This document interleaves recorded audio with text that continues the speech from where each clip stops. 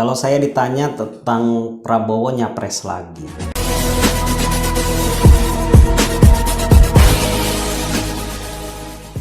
Pilpres 2024 ini kan memang seksi sekali untuk menjadi bahasan. Kenapa? Karena Jokowi ini kan sudah 2 periode dan bila mana tidak terjadi amandemen UUD 45 atau perpanjangan masa periode presiden, maka Jokowi sudah selesai. Dengan berakhirnya Jokowi sebagai presiden selama 2 periode berturut-turut dari 2014 sampai 2024 nanti, masyarakat atau publik di Indonesia melihat banyak hal mengenai kepemimpinan seorang Jokowi. Memang pro dan kontra, ada yang menilai berhasil, ada juga yang menilai gagal dari sektor-sektor tertentu ya. Namun perlu diakui bahwa mayoritas menyatakan persepsi berhasil, terutama bahwa di pemerintahan Jokowi ini pembangunan infrastruktur yang meningkat, terutama jalur-jalur penghubung yang strategis, jalan nasional maupun jalan tol, perbaikan dermaga, perbaikan bandara dan tol laut dan sebagainya. Masuk pembangunan di desa ya, terkait dengan distribusi dana desa di 74.000 desa di Indonesia.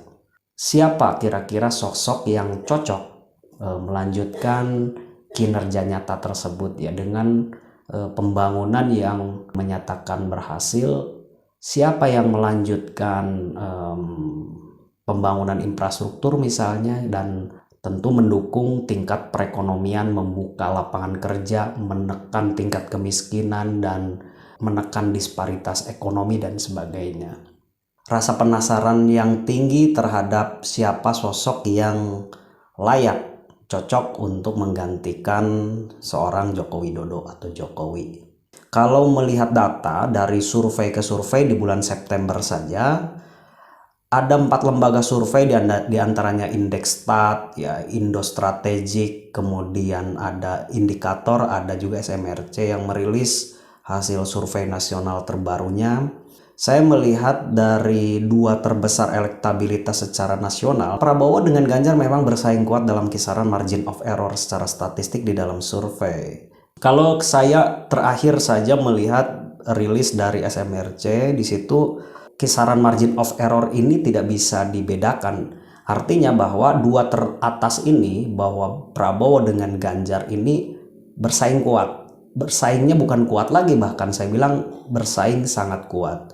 Bisa jadi dalam kisaran margin of error ini Ganjar memang nomor 1, Prabowo nomor 2, atau juga dalam kisaran margin of error mungkin Ganjar diselip oleh Prabowo Subianto, atau Prabowo nomor 1, Ganjar nomor 2. Nah, ini menunjukkan elektabilitas Prabowo masih antara nomor 1 dan nomor 2. Artinya peluang menangnya ini masih kuat sekali.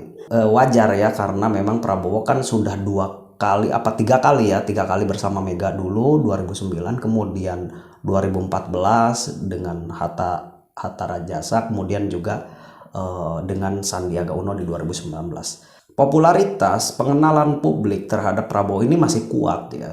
Apalagi segmentasi pemilih terhadap Prabowo ini pun juga masih kuat.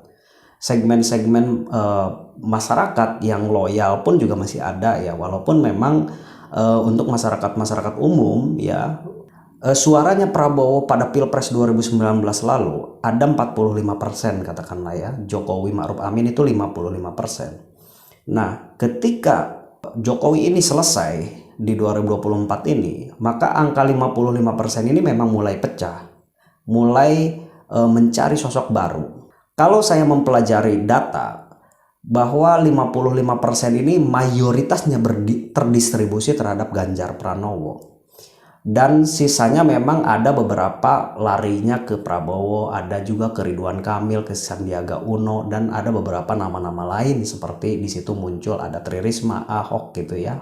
Nama Prabowo ini menjadi masih sosok paling dominan di bursa capres terkait elektabilitas. Ini menunjukkan peluangnya masih sangat besar, maka wajar menurut saya Prabowo ini menjadi top news ya. Sebenarnya tidak hanya Prabowo, Ganjar pun juga sama ya. Nah, karena kalau saya melihat dari sisi data, Prabowo ini memang masih kuat, elektabilitas masih nomor satu sekitar antara 17% sampai 22%. Hal yang sama antara 17 sampai 22% ada nama Ganjar Pranowo. Ada kan gaung-gaung ya, simulasi kuat Prabowo Puan. Namun di beberapa kalangan publik memang elektabilitas Puan kan sangat kecil ya, dan kemudian juga tingkat kesukaan publik terhadap Puan pun juga masih rendah. Dan ini saya mengamati bila mana Prabowo bergandengan dengan Puan maka akan drop ya, akan kalah ya. Seandainya PDIP ini tidak menerima Ganjar Pranowo atau tidak mengusung Ganjar Pranowo dan Gerindra ini merangkul Ganjar Pranowo sebagai cawapres Prabowo, menurut saya selesai. Kalau mau melirik-lirik elektabilitas, maka mungkin Prabowo ini juga tidak sungkan-sungkan untuk merangkul Ganjar Pranowo sebagai cawapresnya. Bisa jadi, dan tidak menutup kemungkinan, namanya juga politik dinamis ya. Satu, Prabowo ini sangat berpotensi ya, dan masih kuat dukungan publiknya. Namun tergantung pasangannya. Bila mana dengan Puan menurutku menurunkan elektabilitas. Bila mana Prabowo ini bergandengan dengan Ganjar Pranowo yang diusung oleh Gerindra dan kawan-kawan, barangkali Nasdem merapat di situ, barangkali Golkar, udah selesai. Bahkan saya bisa bilang, bila mana Prabowo Subianto Ganjar Pranowo ini nyapres saat ini, selesai dunia persilatan ini. 2024 udah dipegang.